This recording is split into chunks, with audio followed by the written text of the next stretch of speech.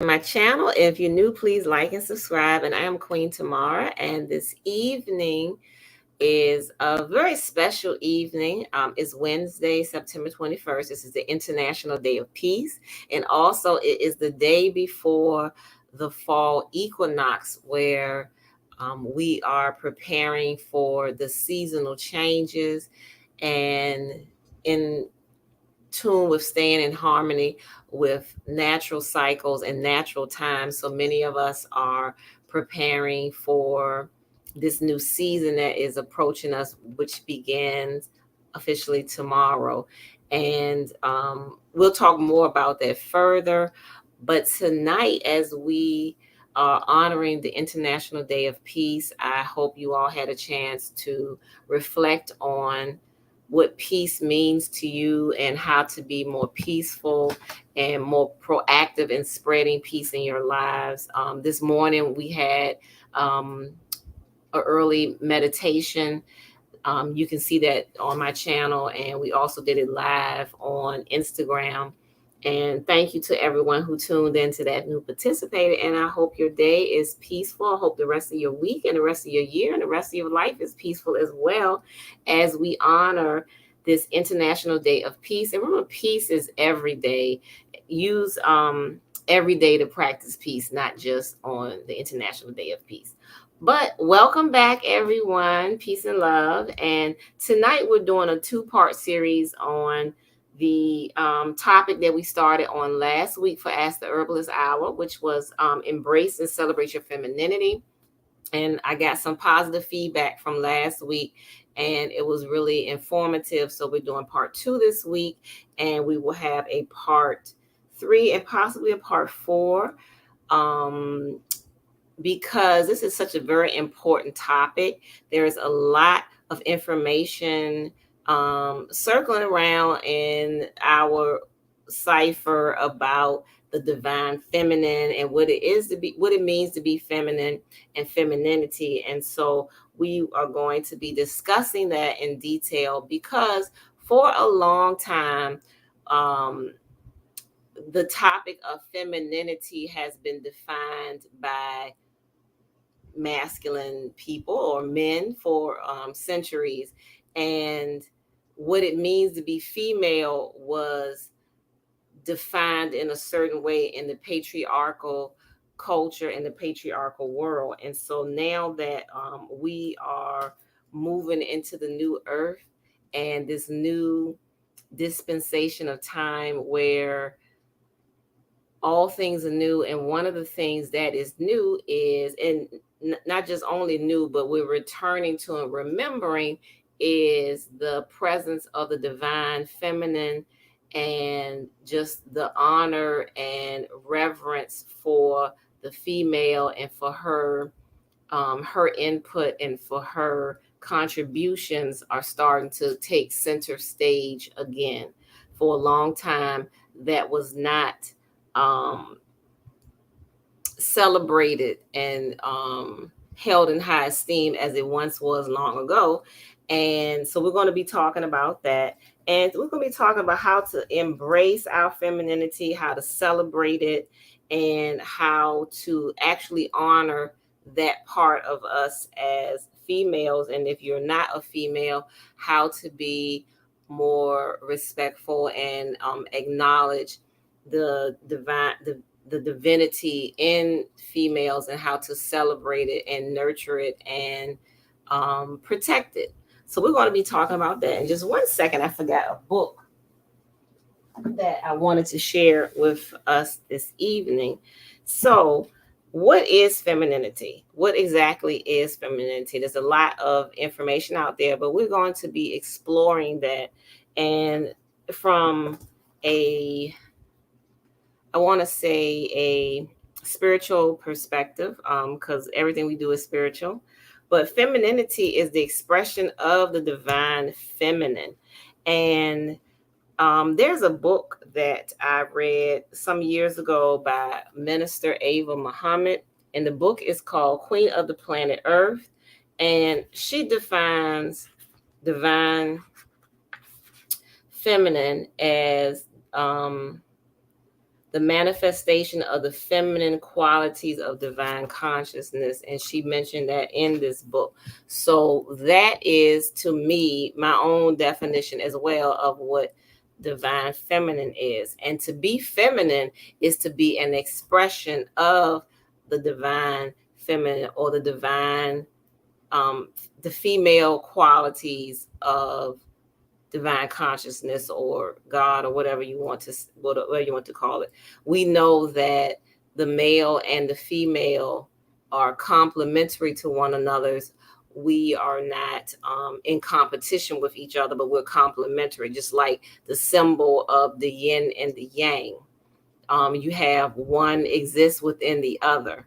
They're not, one is not larger or greater than the other or has more power, but they complement each other and they work synergistically together. And also the symbol of the Ankh is also masculine and feminine principles at play in that symbol. And throughout nature, everywhere in nature, you will see, in the natural world, you'll see the feminine and the masculine together in harmony. In the plant kingdom, plants have female and male parts that are in close proximity to each other often and work together in harmony. In the animal kingdom and every other kingdom, you'll see masculine and feminine principles together. So that is just an aspect of nature, the male, the female. You see that everywhere. And like I said, they work together in harmony with one another and in synchronicity together. So we're going to be talking about that and the expression of the divine feminine. And that's the female qualities of divine consciousness. And many people are a little confused about what are the female aspects.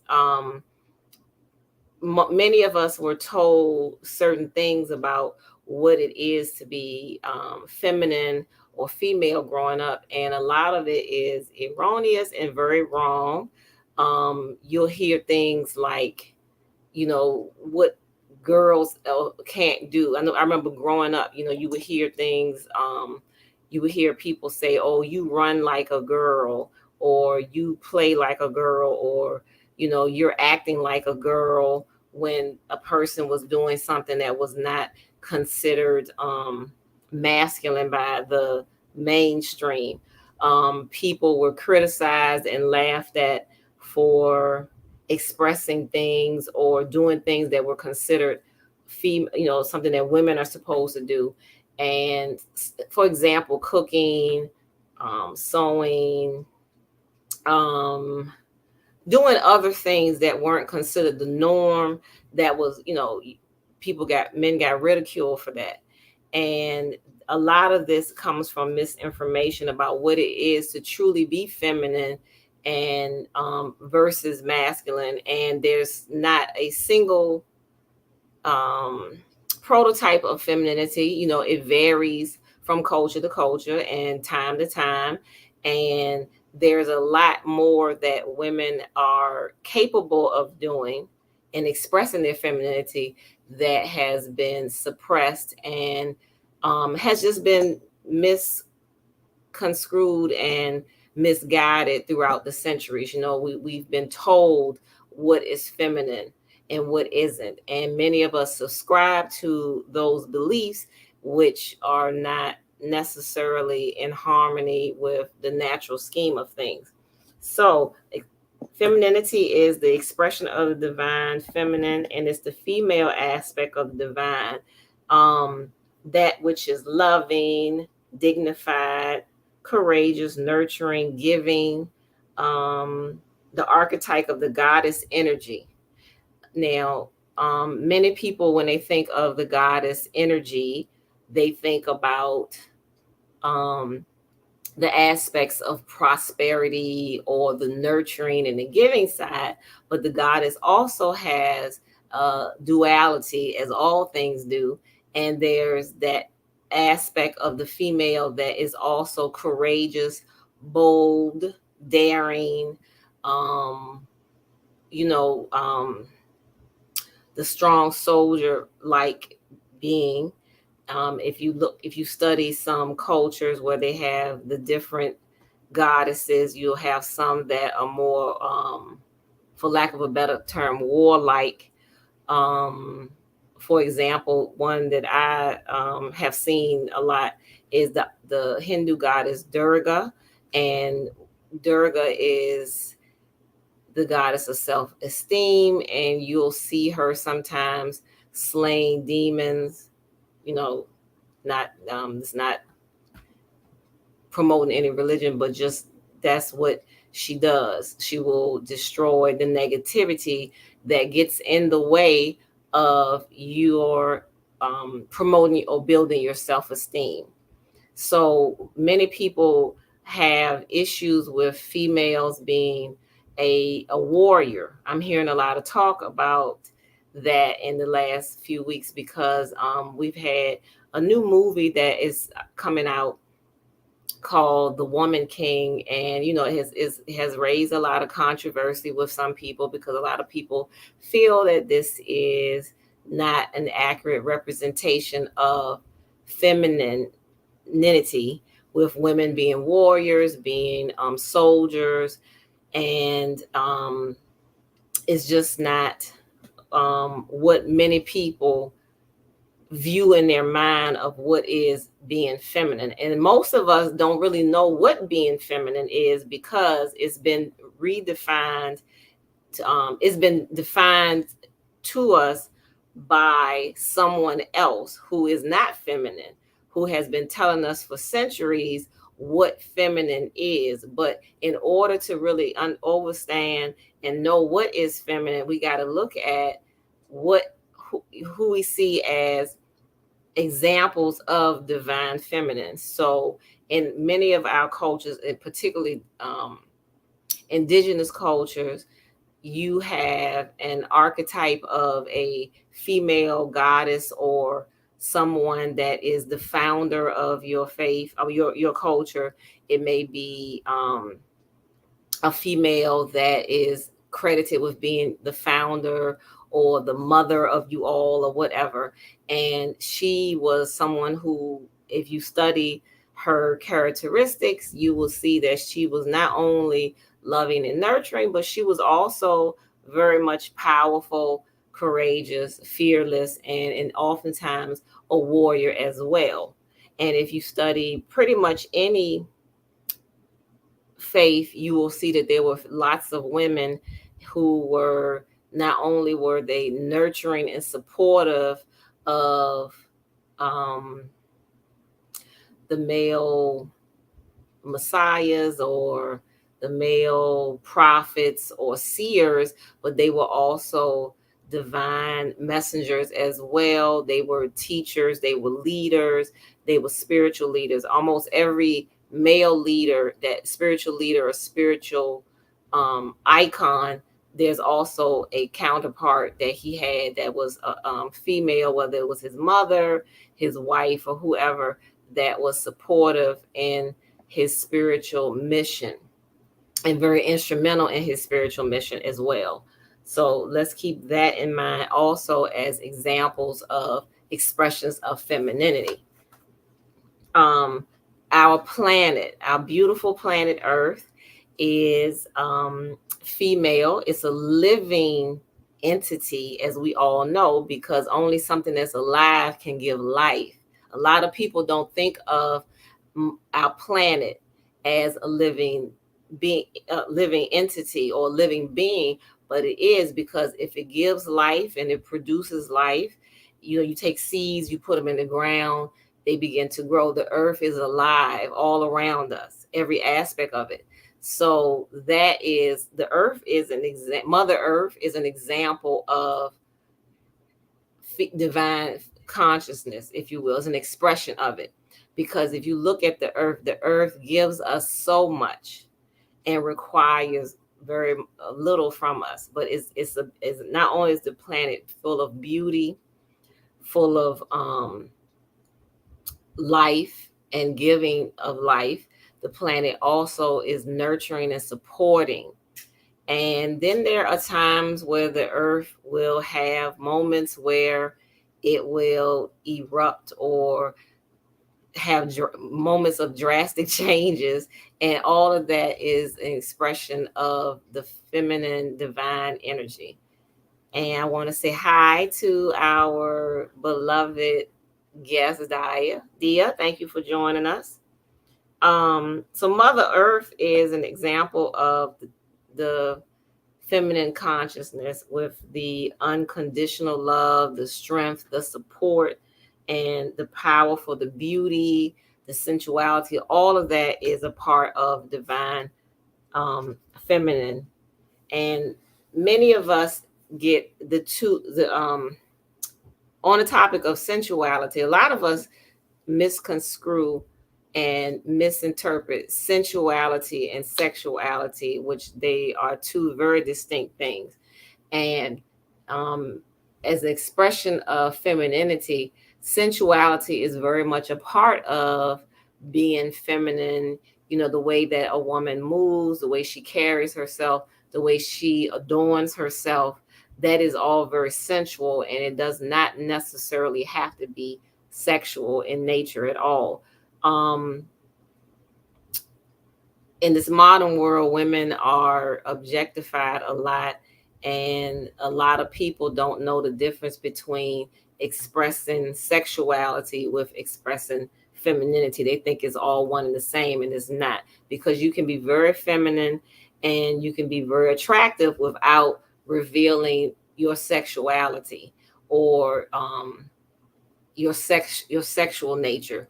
You can separate the two because one is can be very private, and you don't have to necessarily express that with others in order to be attractive and in order to be feminine and to be sensual.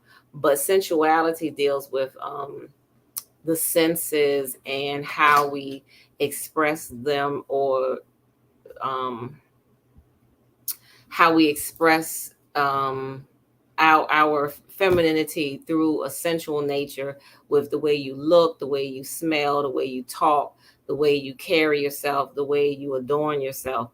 All of those are, what's the word I'm looking for? All of those tantalize the senses, and it doesn't have to be, like I said, in a sexual manner. So um, expressing your femininity and in a sensual nature is something that a lot of women have suppressed and don't know how to do that without being sexual. But part of being a divine woman, or woman that expresses her divinity, is being sensual. The way you speak, the way you carry yourself, the way you dress and adorn yourself, the way you comfort and talk to others, and how you just teach and express yourself. You can all do this in a way that's sensual without being sexual. And another thing that is very important is, I remember when I was growing up, I used to hear people say that the woman's place is in the home. And I used to hear that a lot. The woman's place is in the home. The woman's place is being a homemaker and a wife and a mother. And yes, the woman's place is in the home. Yes, it is. But the woman's place is wherever she wants it to be, is not limited to the home. The home is the woman's realm. And this is where you can really express yourself with the divine feminine and your goddess energy, the way that you um, care for your home, the way you build or make your home. Because when a woman is given a house, that's what she does. She decorates it, she adorns it, she'll build and expand on it. All of this is a great art form in homemaking. And so it shouldn't be underestimated or belittled. It's very important being a homemaker and making a home, as they say, and how you care for your loved ones, be that your children, parents, your mate, your spouse, or whoever. All of that is very important. And but a woman's place is not limited just to the home. The home is the heavenly realm of the goddess and how she expresses her divinity and that very special spark that each and every woman has, that creative side. She expresses it in how she cares for and makes her home. And the woman has so much creativity, so much insight into different things that even when she steps out of her home and goes into the realm of work, wherever it is, or into the realm of politics or the realm of entertainment, spirituality or whatever it is that she does, is very much like the homemaking, because she's going to be expressing her creativity in that. She's going to be lending her very unique energy to whatever it is that she's working on. So she's making and creating things wherever she goes, and she's bringing her input, her creativity, her just that spark of energy that she has to whatever she does, and she makes it like it's like magic. It's like working her magic. So she can do that in the home, she can do that out the home, at work, if she works for herself, if she works for someone else, or whatever career path she chooses. So if a woman chooses to be a lawyer, a doctor, teacher, nurse, therapist, run her own business, get into politics, um, work, even if working in construction, whatever it is that she chooses to do, she will bring that creativity and that spark of divine consciousness to it, because that's what being feminine is all about, is expressing that divine nature of the female within you. So all of these are things to be celebrated and encouraged. There's a saying, the Honorable Elijah Muhammad said that a nation can rise no higher than its woman. And that is a very, very powerful statement. If you look at cultures where women are oppressed, where women are not included in their society fully, where there is a lot of gender disparity. If you look at these same cultures where not only is there great gender disparity, but women are discouraged from expressing their input or having their input into their society, and they're not included in a lot of the decision making, you will see that those places will not be prosperous and will not be as progressive as places where women are more involved in the decision making, where women are more involved in the education and the promotion of different policies. When women are more involved and more and allowed to just express themselves and allowed to participate, and their input is sought after and encouraged, they will be much more prosperous and more progressive, and you will see more positive changes taking place. In order for everything to be balanced and in harmony, you have to have the masculine and the feminine working together in harmony, like the yin and the yang. They have to work, or like the Ankh symbol, you have to work together as male and female in harmony. And we have a message from Dia. Did you have a comment or a question?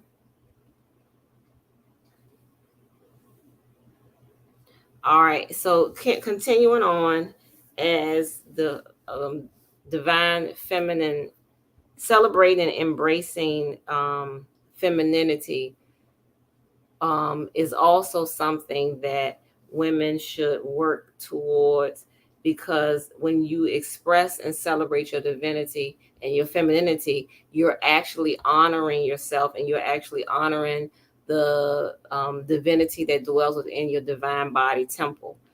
Queen Afua wrote a wonderful book in the early 2000s called Sacred Woman. I highly recommend that book for all women, not just women of color, because the book is just a supreme example of how to honor thyself as a female and how to heal the feminine body, mind, and spirit, which has been suppressed a lot in the modern world, in the world of patriarchy.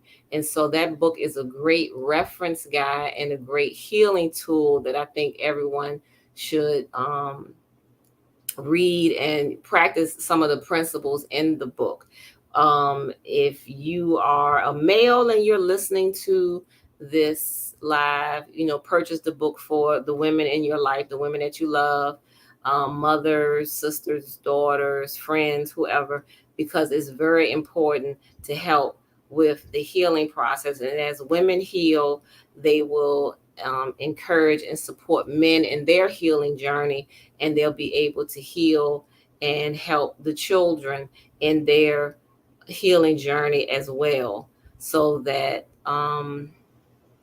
it will just be we'll have more healing in our homes and more healing in our families. A lot of the discord that we see in society, um, between males and females, a lot of this begins at home, where there's no harmony in home between the male and the female. Once we restore that harmony and that love between the male and the female in the home, it will radiate outward into society and into um, the world at large.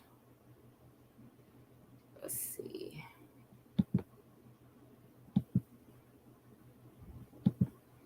um uh-oh. All right, we have a question from Dia. How can we empower the women around us that might not feel that way?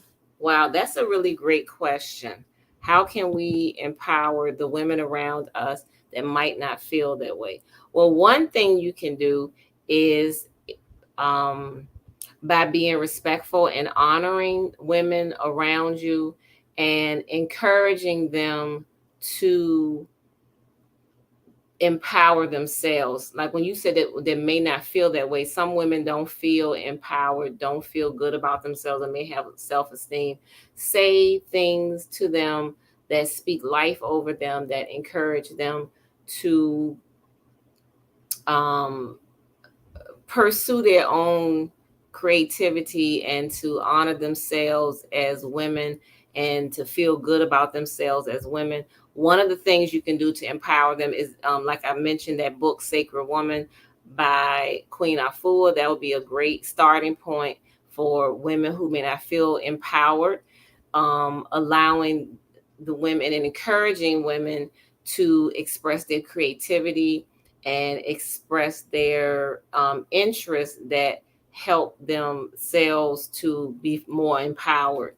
For example, when you say empower women around you that might not feel that way, if it's a woman that doesn't feel empowered because her interests, her career goals, or whatever are not being honored, she's not being allowed to pursue them fully or to express the things that make her happy. All of those things should be encouraged in order to empower women and to help them to feel more empowered about themselves. So being respectful, encouraging them to respect and empower and educate themselves. The book Sacred Woman, which is a great healing tool for females, is another thing that I would recommend. Any other questions? I hope I answered that well. And it's important when we say empower the women around us, when we empower the women, each woman that you help empower and heal will help heal another one. So once you start helping women to feel more empowered, it will be almost like a domino effect. The next one will be that one will can help and empower another one and help with the healing process, so that it can just spread. We can spread the love or spread the empowerment for women. Okay, great. Thank you. All right. Any more questions this evening?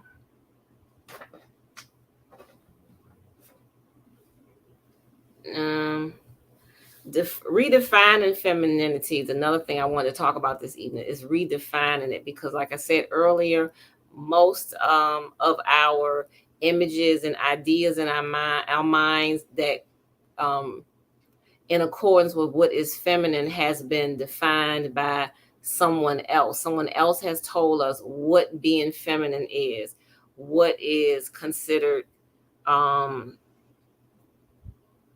what is a female's role has been defined for us by someone else. And so we have to redefine and reclaim our power as women and reclaim our own sovereignty. If you are feeling unempowered, or you feel that you're not sure about what is feminine, or what it is your purpose as for being a woman, know that you are sovereign unto yourself, first of all, and start by looking for ways to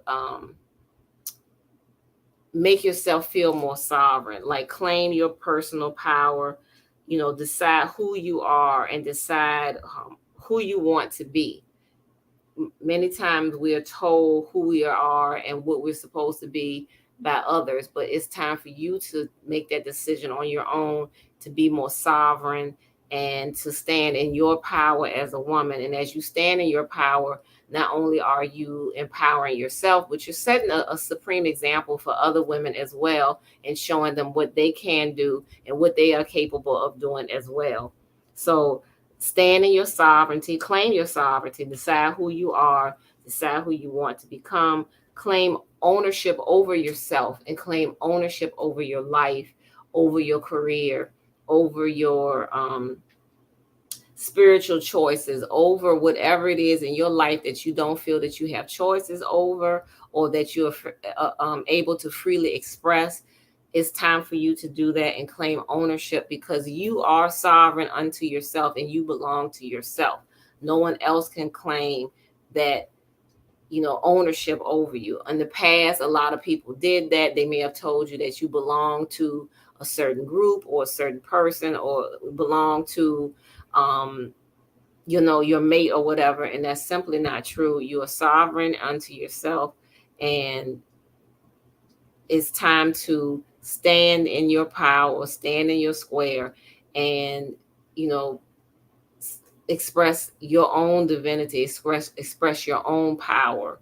And as you do that, you will set an example for others to see and to know that this is possible.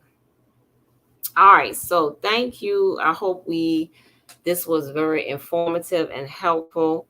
And this is going to be a series on embracing and celebrating your femininity. So last week we had Sister Netfa from Simply Netfa with us last week, talking about the power of adornment, because that's what she does. Our next guest that is joining us will also be talking further about what it is to be feminine, and how to express it, and how to celebrate it and honor it.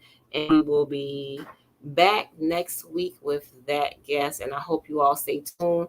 If you have any questions, reach out to me at my email, which is scrolling along the screen at the bottom. I hope this was helpful as we continue to grow together and support one another through our journeys in peace, love, and prosperity. Thank you for watching, and I'll see you next time on Ask the Herbalist Hour next week, next Wednesday. Thank you. Peace and love, everyone.